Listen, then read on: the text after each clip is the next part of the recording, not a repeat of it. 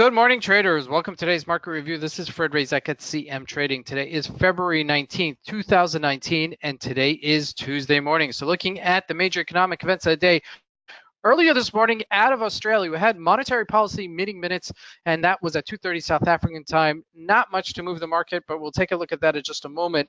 And then out of United Kingdom later this morning, we have average earning index number coming out. Now, again, these numbers are not particularly important, but like I say always, if there are any surprises, you do want to know about them.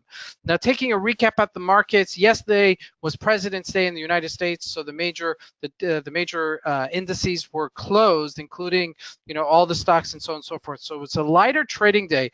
The euro looked like it was failing yesterday, but can't read too much into it because volume was low. Now, like I mentioned, the Dow Jones was closed yesterday, so not much activity there. Now, looking at the commodities, gold and oil both failed to break the upper resistance. And again, it was lighter trading volume. We'll see it today. Let's see if it does break above it today. Now, lastly, looking at crypto, they're looking like they're starting to pop up again. Okay, it looks like, some more validity is coming into them again, and, they're spiking up. And we'll take a look at what we can anticipate as well. So let's see what's happening in the markets and what we can anticipate from today's trading. So we're taking a look here at that Euro USD. And remember, support levels become resistance level. We had a support here at 113.32-ish level, as you can see right there. We broke it once before, but bounced right up, and then finally broke it with some volume and some umph right there.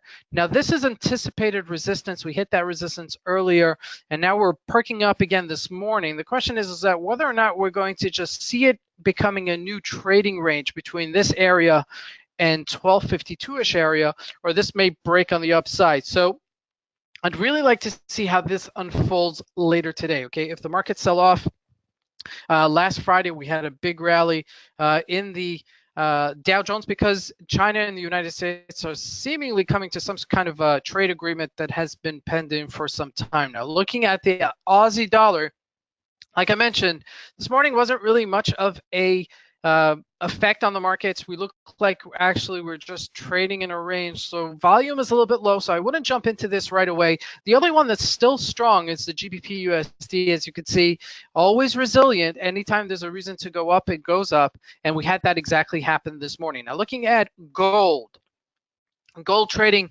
1329 this morning and looking like it wants to continue taking that above.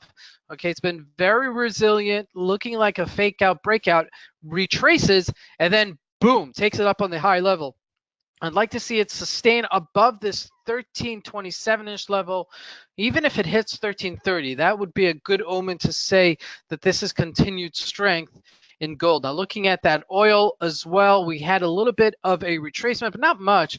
It's been trading kind of sideways, but Friday was a big move on the upside like we mentioned yesterday, and I believe it will be trading between those 54 and 57, really unchanged this morning and in that mid group. So I have to have some sort of impetus. We may get it on Wednesday as we go through the oil reserves, etc., and take note of its inventory levels. Now looking at that Dow Jones, look at that, 25,874. We're about 25 points from our highs, just trickling off. This looks like it does want to go higher, and let's see if we get that confirmation today. Now, yesterday I mentioned the JP Morgan, which is a major bank in the United States, that looks like it's trading exactly like the Dow Jones. It's the brick and mortar type of stocks that are moving the markets higher. Remember that, okay? And that's usually a really good sign that the economy is strong, that things are where they should be in terms of inflation, in terms of economic growth. Everything is taken into account. So be aware of that.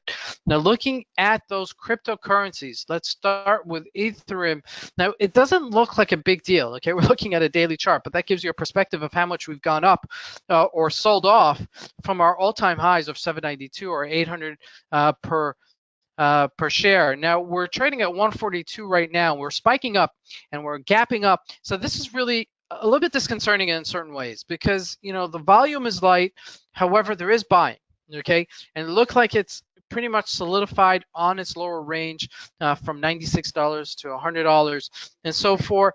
So looking into next year, maybe this will actually continue to rally and start to really have that upwards trend that we were hoping and looking for. Bitcoin, same story. Look at that. Okay, now what's nice about this is that they're all trading together. Okay, and that shows that there's real buying in it.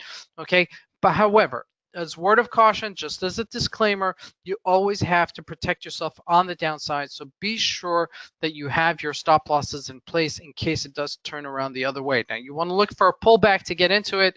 And like I said, when you have these spikes, it's very difficult to jump in.